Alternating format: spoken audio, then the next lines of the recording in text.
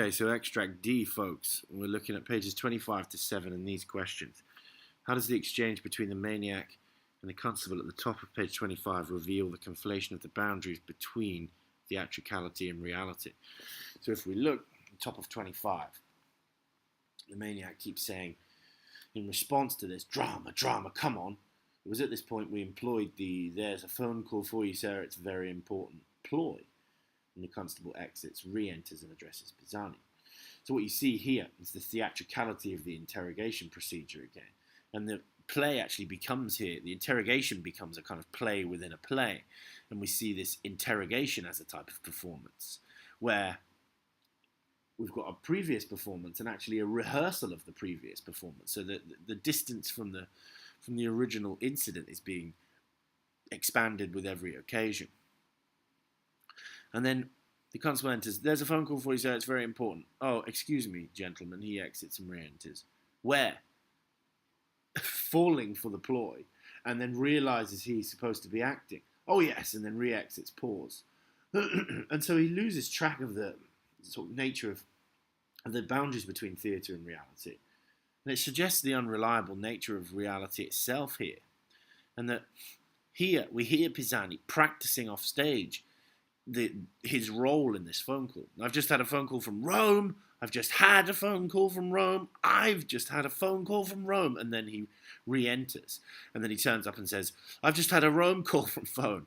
And his confidence collapses. And then the maniac says, pregnant pause. So he ends up articulating the subtext. And the sort of slapstick nature of Pisani's actual performance shows us that in spite of all their rehearsal here, they end up actually performing the role really badly. So if they are actors, they're terrible ones. Now, the next question there says, examine the exchange between the superintendent and the maniac at the bottom of page 26 and the top of 27 for illogical or faulty statements. So,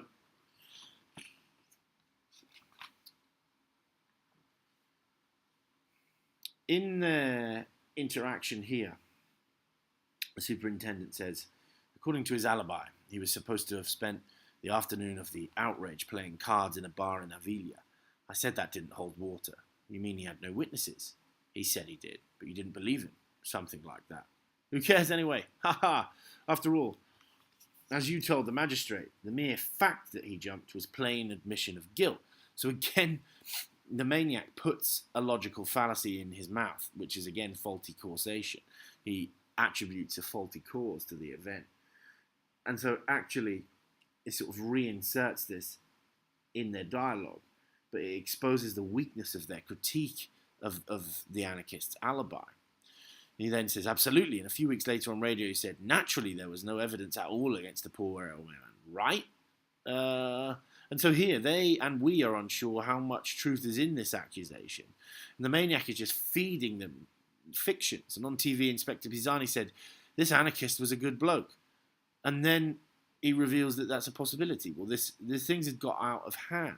So he makes excuses instead of dealing with the facts and taking on the maniac's supposedly fictional accusations.